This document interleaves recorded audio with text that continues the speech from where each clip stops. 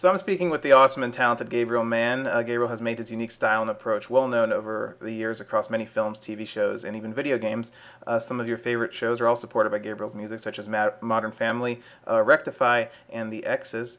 Gabriel also has three pilots that were picked up, including Angel from Hell, Dr. Ken, and Rosewood, and is also attached to score the upcoming TV series adaptation of School of Rock. Gabriel, thanks so much for speaking today. My pleasure. So to start, I always like to know how composers, like how did you get involved in music, and at what point during that path did you decide to focus on composing for film and TV? It was not in my plan. None of it was in my plan. I was going to be a doctor. I was pre-med, Wow. at the University of Pennsylvania. I also majored in music there, and I basically liked it better and wasn't doing particularly well in either because my brain was exploding. And so at some point after I had basically completed pre-med and I had one more year of school left, I basically changed and was like, okay, I'm going to just do music. Wow.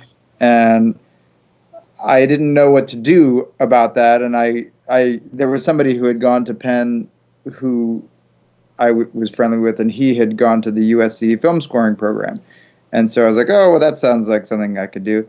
And I talked to Buddy Baker, who was in charge of it at that point. And he was like, no, send me some music. And so I sent him three things. And that was it. That was like literally the whole application. So I went to USC for a year after college. And I did that. And I worked for a few years in various random jobs after that. I worked for Electricia doing wiring, Wow. like studio wiring.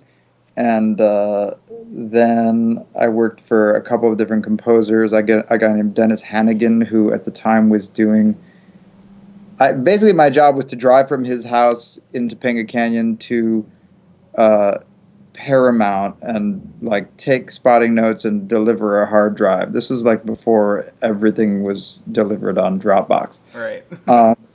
And then I met another composer in Topanga Canyon, literally at the post office, and started working for him. That was Russ Landau, who now his main claim to fame is Survivor. Right. Yeah. But at the time, we were doing other random television shows.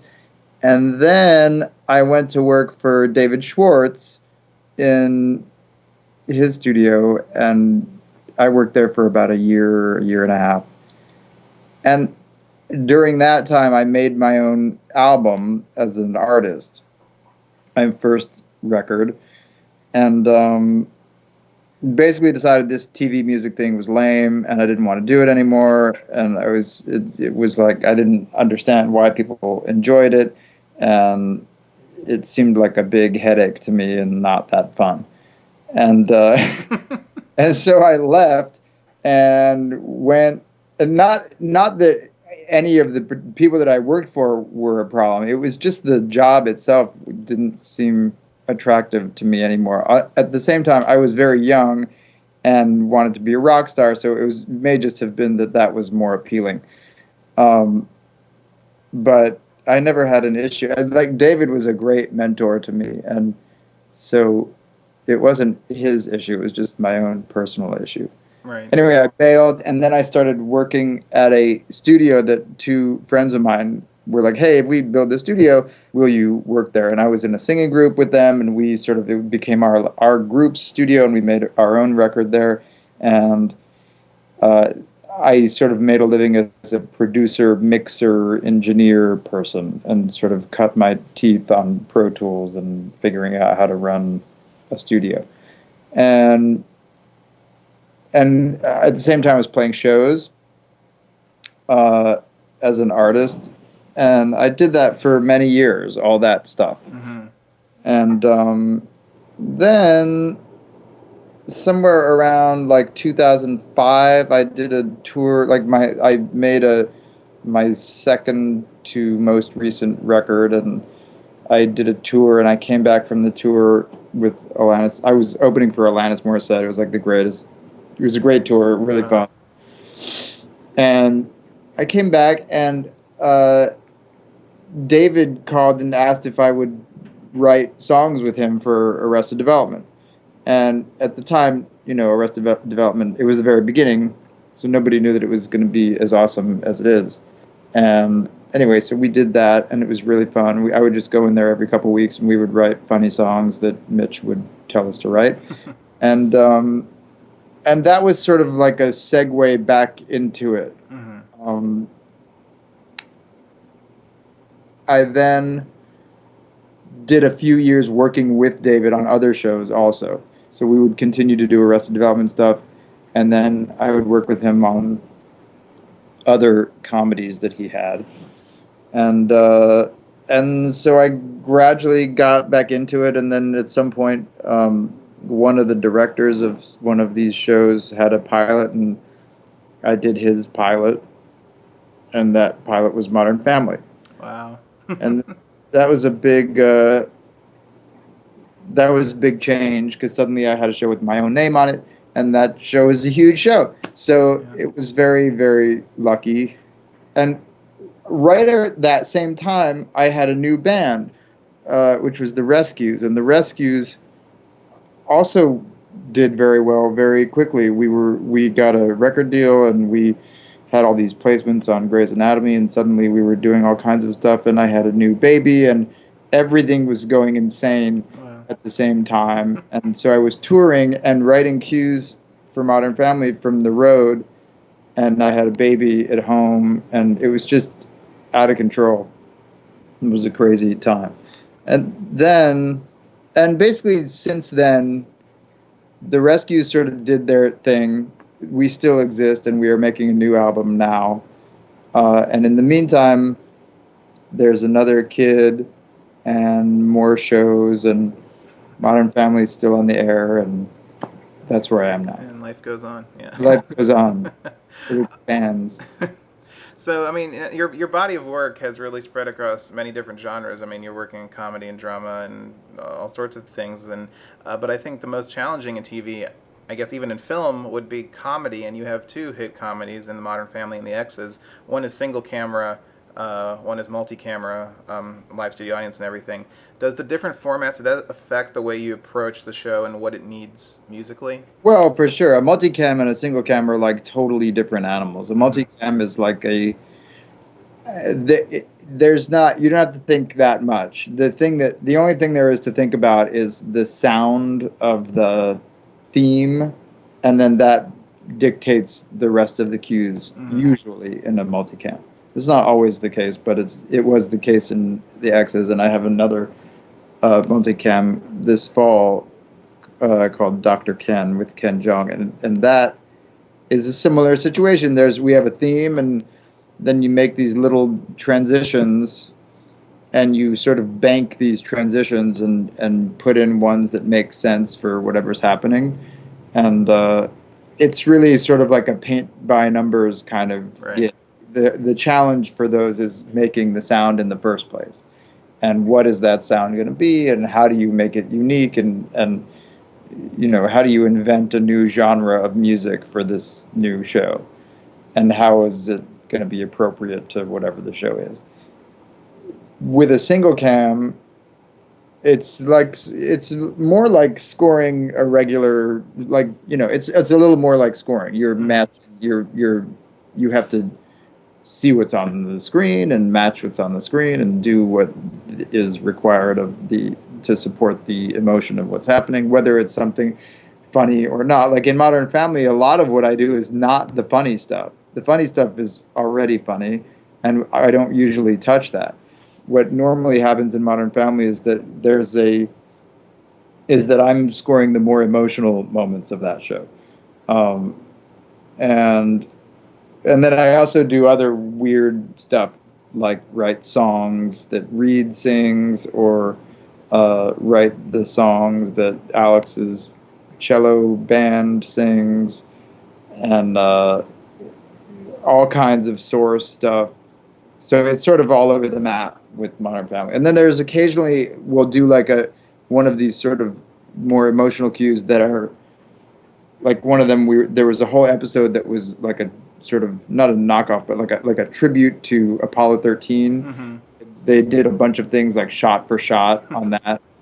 And so I did some like Apollo 13 music for like the big moment of that show. And so that kind of stuff happens also. There was another episode recently that where we tried, I mean, sometimes we try crazy stuff and it doesn't always work. And we'll do it and then it will just not, it'll like be left on the cutting room floor, basically. Like there was an episode in the finale we tried, I don't know if you saw the finale of Modern Family, but there's a scene where Phil is in an iPad on a robot, like going around, like this is on the iPad, and he's anyway. We basically did a Whiplash cue, where except we did it on piano, where like that cue in Whiplash where he's just pounding on the drums, cue, just going dot dot dot dot dot dot dot dot dot dot dot dot dot, and his fingers get all bloody. So we did that, and it didn't work. But, I mean, it was funny, but it was like so weird that it like didn't. I think ultimately it was decided that it was too weird. Anyway, so yeah, they're different. Yeah. But now on TV, it seems the opening theme is one of the most important pieces of music for a show because it will be with the show for its entire life. It's the one piece of music that most people, a general public, identifies with the show, and it's is it the first thing that gets composed when you get signed to a pilot? Do you immediately go to work on the theme, or do you start tinkering around with other areas? Maybe it depends. It depends. For Modern Family, it was the first thing. Really, and yeah. They were like, we don't know what we're going to need, but I think we're going to need a theme. They were not expecting to hire a composer, which is actually, I think, why I was able to sort of sneak in there because I was not really like, I was not like going out for pilots all the time. This was something where I happened to know the director from another thing that we had worked on, but I wasn't, it wasn't like pilot season was coming and I was like, okay, well, what pilots can I try to get on? That's just not what it was. Yeah. And specifically for Modern Family, they were not terribly interested in music. They didn't have a musical agenda. They were like, well, they didn't feel like they needed one. And for good reason. We barely have music in this show, like barely. Right. And it wound up being sort of at the recommendation of the director, Jason, that like we put some stuff in here and there. Not regular QE stuff, but like this sort of more emotional stuff. And also they were pretty sure that they wanted a theme. So I did a theme, and that was that. And the theme has very little to do with anything else musically that happens in the show. Right. It's the Modern Family theme. We don't go back to like big band and haze throughout the show. It's just not what we do in that show.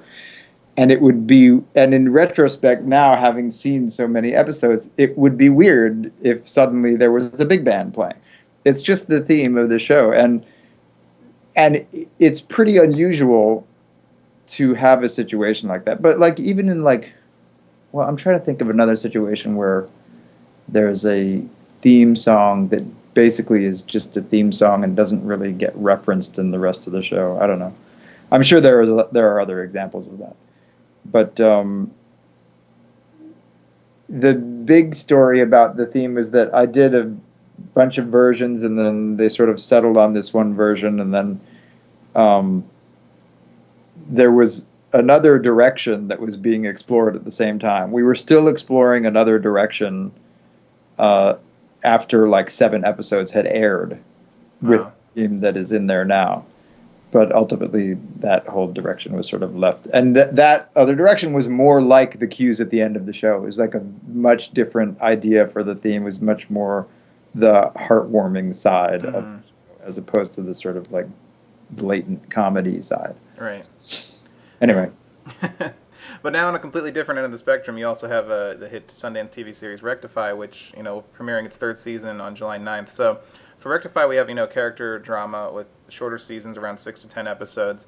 So how do you score a show like this? Do you kind of take it one episode at a time, or do you have kind of a? Did the writers give you kind of an outline of the season? You kind of sketch your score as a season-long arc type deal, or do you just kind of work as it comes along? I've never even seen a script for that show. Really? I don't know why. They just don't think I need one, I guess. I got the reason that I got that show in the first place was because I demoed for it. I was up against a bunch of guys, and they gave us a few scenes to write for, um, and I met Ray after I did my stuff, and he liked what I did. So I was so proud to have gotten that because I could tell it was a great show, Mm-hmm.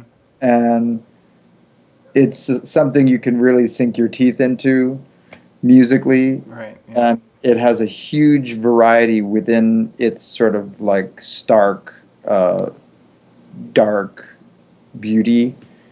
Uh, but in terms of like how I actually do it, we go like one episode at a time. I mean, sometimes there are some times when like okay, in the first season we spotted every episode like a normal show. Mm-hmm. Like I would go in, I would talk to the editor Hank, and who's not there anymore. He does The Leftovers on HBO now. Oh, well, yeah. So I would get together with Hank and Ray, and we would spot the show, and we'd talk about what they had temped in, and we would see like what we wanted to do differently. And at that point, we were also sort of developing themes around characters and situations. And once we got through like a few episodes, we had sort of developed like a pretty solid bunch of themes. Then what happened in the second season is kind of all hell broke loose. We stopped spotting. The schedule was very compressed relative to the first season. We had a lot of time. By the second season, there was just more episodes. The difference between 6 and 10 for someone like Ray, especially, who is a real artist and very hands-on in every aspect of making the show, suddenly there was just barely any time to do anything. Wow. For him. For me, I still had time to write. So what I would do basically is I was sort of a little bit left to my own devices, and I would write stuff. They would temp stuff with things that we had from before, and I would try to expand on that and make things new and different.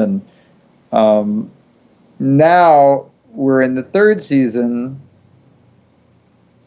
and we're kind of back to the schedule of the first season, I think. It's 6 episodes again, I believe. It's 6 episodes again, and we have like all summer to finish the post, basically. Mm-hmm. So I'm now today in 25 minutes I will have my cellist come in, and later on my guitar player will come in, and we'll sort of it's written. I wrote it this week. We spotted like a normal show again. It was like a real treat. Because I don't always get that time with Ray, and or at least I didn't in the second season. Right. So now it seems like maybe we're back on this schedule for the first season, which was, I don't know if it necessarily resulted in things being better, but it was definitely calmer in terms, it was an easier working situation. It wasn't so hectic and chaotic. And I sort of got a feeling of what they wanted, whereas in the second season, that was really sort of flying blind. Which also can be fun and is a little more sort of risky, and you wind up with maybe some different stuff that you might not have wound up with. So I don't know if it's necessarily better or worse, but it's definitely calmer. Right. But now looking forward, you have a great slate of shows that had pilots picked up, and is it challenging for a composer during pilot season when everyone is scrambling to get Oh my God. to get shows, and your mind must be, how do you get in the state of mind when you're like, okay, we got to do this pilot, then we got to do this pilot, and how do you find a soundscape for that kind of short amount of time before people are just trying to get stuff sold? I think you just have to be a certain kind of person. It's not for everyone. I mean, this is like a very difficult and demanding job, and Yeah. I think that what the thing that people don't think about when they're like, "Oh, I should just write music for TV shows or write music for movies. It's so fun. What could be better? You just sit in the studio all day and like think of stuff and like make fun music." And that is true. That you do. That is the best possible world. But then you get to pilot season because you need to get some new stuff going, and you got to have work, and it's very chaotic, and it can be extremely stressful. And you've got, I mean, not everybody does it the way I do it either. I have an embarrassment of many shows, and when you do multiple pilots, it's not everybody wants to do that. I sort of like to work a lot, so it's part of my and I don't find it to be. I've gotten better at dealing with the multitasking aspect of it. There was a time when I was like, how am I going to possibly deal with all this stuff? And now I don't really worry so much about that anymore. There's always a way to figure it out. And I just sort of have it all in the front of my brain. I know what's the most critical thing to be happening at any particular moment, and it's just got to get it done. I also have help. I can't do it all myself. It's impossible. But I have to be in charge of everything, and I usually have my hands on most of the stuff that comes out of the studio. So, but in terms of the actual pilots, it's and finding what that sound is for the show in like a split second. You just have to do it. Like you have to dive in, and often, depending on the show, you're given direction. Right. Sometimes you're not given direction, and you have to provide the direction. Like for Rosewood, they were very specific about what they wanted, and it's like set in Miami, and there's an African American guy and a Latina woman, and there's some obvious conclusions to be drawn from that, musically, and so. But at the same time, they didn't want it to be so obvious. So that there's a little bit of, you have to sort of like turn up and down the degree of like Miami. There's like a Miami dial, and it's important to give it the flavor, but you don't want to be, you can't. Not every cue can be like a salsa. Right. So, and also it's a procedural. So like it's basically like a Miami procedural. So you have to figure out a way to like infuse it with the fun and the flavor of Miami, but also give it the tension of the and the like forward movement of a procedural. So to me that was actually very straightforward. What's not as straightforward usually are the comedies. The comedies you have to figure out on your own normally, and they can tell you what the show's about, and they might have an idea musically, or they might not, and then you just sort of like say, well, what about this, and what about this, and what about this, and sometimes I will give them examples that are in a particular style for the comedies. I'll be like, hey, I'll like send 10 things over that are each like specific in their own way. Like this is like this one has like Mellotron in it, and this one is like all just blasting metal guitars. Like this one's just piano, and they can sort of sometimes see their show is in one of those, and sometimes they'll say it's not in any of those, but it'll like spark the conversation. Yeah. You need to like, and that conversation has to happen very quickly. So like I'll send it, they'll listen to it, I'll get feedback right away. Everything just happens faster in pilot season because you basically get a month to do from like start to finish, depending on the show. Sometimes you get less than a month because sometimes you come on late, and they either and maybe they haven't had any, they haven't even like thought about music because they're like, oh, we're not going to need much music, and then they get to the end and they're like, oh my god, we need music. Um, anyway, it's hectic and chaotic, and I'm glad it's over again. Well, The month of April, I just like don't, I can't make any plans. I can't do anything. Don't see my family. I'm just here all the time. And the reality is that you can get a lot done if you only work. right. But if you're only, it's the question: do you live to work or work to live? It's the Well, yeah. yeah. So in April, I live to work. I mean, I must work in April, and the fruits of that are always random. Like it's not, you don't know whether your show is going to get picked up, whether your pilot's going to get picked up. You Right. could do 10 pilots, none of them could get picked up. You could do, and I've had it both ways, where you do a lot and nothing goes, and or you do like one and it goes. Mm-hmm. And I mean, I guess you increase your chances of having a fall show the more you do. So that's why I did more this year, and I don't know, for better or for worse. It's writing music is really fun. Pilot season is not that fun. Yeah, that's more of the, I think, the business scramble of it, and it kind of probably Yeah, squashes creativity a yeah. bit. I mean, that said, like I really think that the stuff that we have for for these shows and for the fall, I think they definitely like do something. Like we definitely did something. And sometimes when you're writing music, just because it takes a long time doesn't make it better. And sometimes Right. when you're cranking it out really fast, that's when like magical things can happen. Yeah, when inspiration strikes. Yeah, you don't have time to like overthink it. You know? Instinct takes over. Yeah. Yeah. But before we wrap up, I mean, this has been just a fantastic conversation and learning so much. But before we wrap up, I always like to ask composers this one question: if you could score any film ever made, pretending the original score never existed, Oh my God, impossible. what would you choose? Um, that is such a good question. It's That's too hard. Why is that so hard?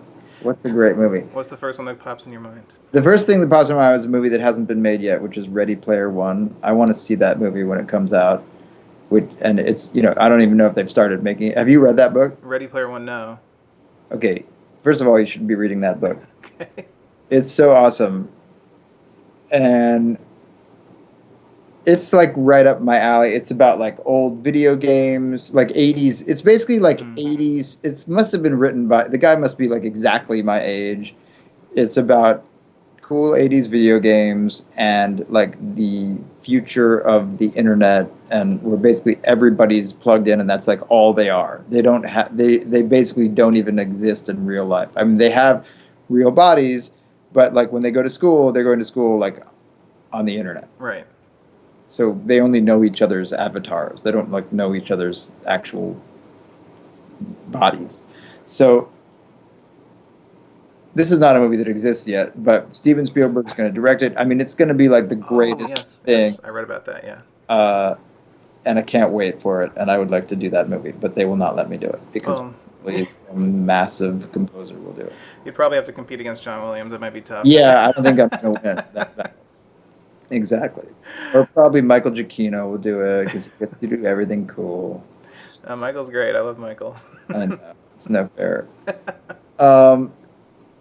But that would be great. I don't know. What are other great movies? I mean, there's so many great movies. I can't. That's too hard. But Ready Player One, okay. Movie in a heartbeat. It's hard. That's a very unusual question because it's really difficult to imagine a movie unscored. Like how can you think of Raiders of the Lost Ark in any other way? Like I don't know. Like that's just it's too much to live up to. That's why you have to pretend like it doesn't exist. Like what would be your favorite playground, That's crazy. Who can do that? All right, well, Ready Player One's a great answer. I never had one say not a movie that hasn't existed yet. Yeah. But Gabriel, thanks so much for your time today. It was such a blast chatting with you, and I know I love your work, and I'm always looking forward to what you have coming up next. So can't wait for this fall for all your other pilots to premiere. So Thank you very much. And best of luck. All right, thanks. Good to meet you.